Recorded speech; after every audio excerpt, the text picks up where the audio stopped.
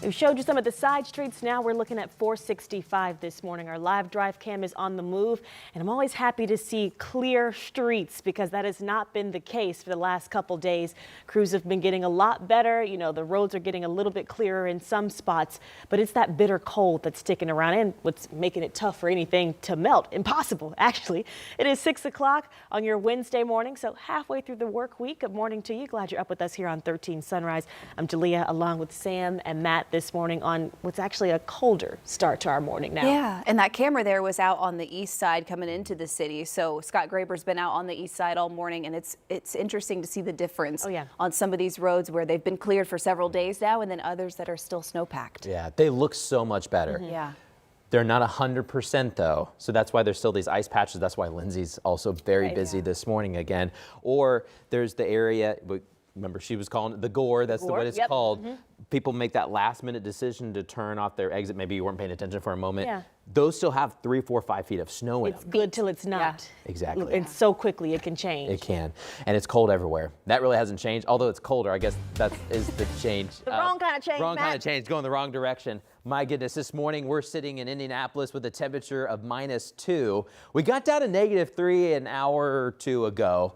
The coldest morning we've had so far this winter was back in December at -4. So we're at a top 5 finish here for coldest morning so far. We'll see how much temperatures can drop the rest of this morning. There was actually 2 different mornings at -4, so we're right there kind of in the pack. I don't have to tell you, it's freezing out there this morning. It is frigid. In fact, some places it's our coldest morning of the season. -8 in Anderson, -8 in Lebanon. Good morning in Muncie. It's a balmy 1 degree. We're actually above 0. -12 in Richmond, coldest morning so far this season. And right now here in Bloomington, -10. Also coldest morning so far of the season there around the campus of IU. Bundle up as you're headed out the door. There are some wind chills now getting down to -20 or even colder. It's -20 in Kokomo right here in the city. -17, where the wind is not very strong. I will say this, the wind's not crazy strong, but in places where it's really quiet, for example, kind of these little valleys, little divots in kind of the countryside, we are watching some patchy freezing fog, which can add an extra little layer of ice to different surfaces, especially car door handles, railings, maybe you're down your sidewalk or maybe even on a bridge. So watch for that. We do have a lot of school alerts this morning. And Lindsay, you've got a lot of traffic alerts this morning. You're watching. Yeah, it seems like as soon as one crash clears, another one happens. And we've got a couple new ones I want to let you know about in addition to the big ones we've been following. First, we'll start with the new ones. We've got a crash at the South Split. Now, the South Split camera just went down, so I wanted to show you the camera closest to it. The crash is actually located right here where you would continue on 65 North. So coming out of the South Split, this is at Fletcher Avenue where we've got that to crash blocking one travel lane. Also just had a crash reported at Rockville Road and 465 northbound out on the west side. The Rockville Road camera also out. So this is the Washington Street camera looking north. The crash located just north of that Rockville Road on and off ramp system. And it looks pretty serious. So we're hoping that camera comes back and we'll talk about that.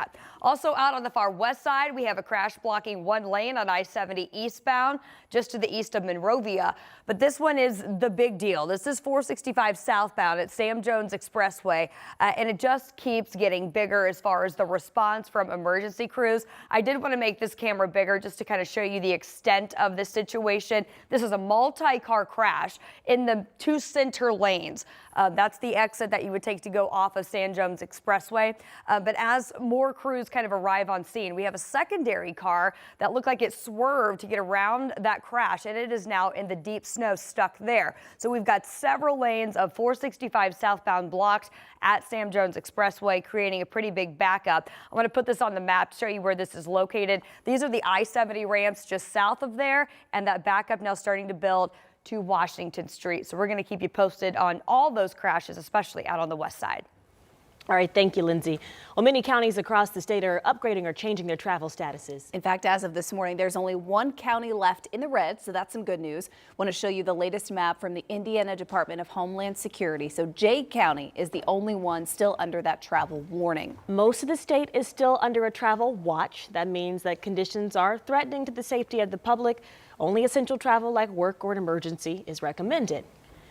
Well, this is a message for parents this morning. You may have just received a message from your school about switching to e-learning today. A lot of them coming in just the last few minutes. We're monitoring multiple changes as district deals with the drop in temperatures too. So Anna Chalker joins us with the very latest. Good morning. Good morning, ladies. A lot of these schools, they announced those 2-hour delays yesterday, and then they got out throughout the morning and made the switch to a closing. So I want to show you the big ones here in central Indiana. So these are the e-learning days. This is Indianapolis Public Schools, Lawrence Township, Franklin Township, Decatur Township, Warren Township, and Perry schools as well. That's e-learning. Now let's go to the ones that are just closed. That's just going to be Beech Grove and Speedway schools. They're going to have to make those days up. And those are just some of the over 300 delays and cancellations that we're seeing all across the state right now. And I want to just show you the roads that these schools are out to make that call. So this is our drive cam on 70 West heading downtown from the east side. I mean, you can see it's clear, but we've still got slick spots. And while the roads are still a contributing factor of this, we know that the bitter cold, that's why a lot of these schools are going to be closing today, and we could potentially see this going throughout the rest of the week. Now we know here for Indy, DPW announced all their passes are complete, but expect to still see trucks out because they're going to check the work of the hired contractors and any spots that could be missed. So really a lot that's going to be going on in the mornings, not just today. We knew 6 o'clock would probably be a lot of these changes coming in.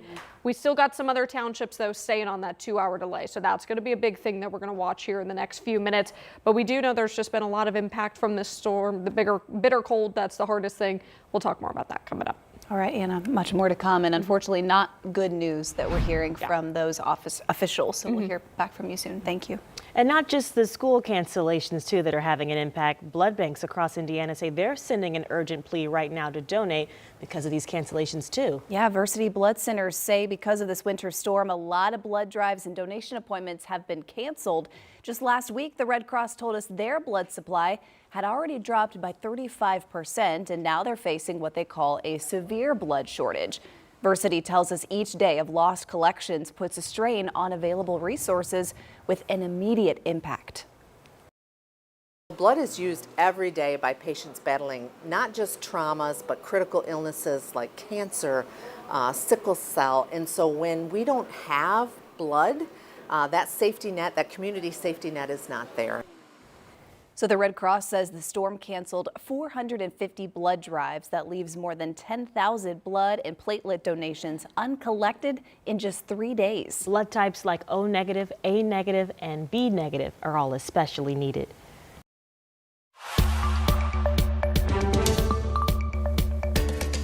Happening today, 4 of the 5 suspects charged in the shooting of a Tippecanoe County judge and his wife will make their first appearance in court. Now we're getting a look at the arrest video of those suspects. Let's get to Marina Silva. She's in studio this morning following along with this case. What's the latest, Marina? Well, good morning. It's been nearly 2 weeks since Judge Steve Meyer and his wife were shot in their home. Allegedly, it's connected to the case of a man named Thomas Moss involving gangs, intimidation, and retaliation. So now we're seeing video of the moment the 5 suspects were arrested. Come out, walk towards me, walk straight out. Anybody else in the crowd? No. This is video showing the arrest of Moss and Raylan Ferguson. Police allege Raylan Ferguson is the one that fired the shots into the home. He's who you're seeing right now. Ferguson is listed as Moss's business partner and fellow Vice Lord gang member. He was arrested during a traffic stop in White County. Blake Smith, who you're seeing now, was arrested at a house in Dayton, Indiana. Smith allegedly bought the gun used in the shooting. Court records say the shooter knocked on the door of their home, then fired shots through the door as soon as he heard a voice. We know Moss was supposed to go to trial in the judge's court just 2 days after the shooting. By targeting members of the judiciary, these individuals didn't just attack a person, they attempted to strike the very foundation of our justice system and the safety of our entire community. Judge Meyer and his wife Kim are both recovering now. The case is assigned to Judge Meyer's court, but it'll be handled by a special judge in Cass County. So court starts at 11 this morning. We'll have a crew inside that courtroom and we'll bring the very latest this afternoon. All right. Thank you, Marina.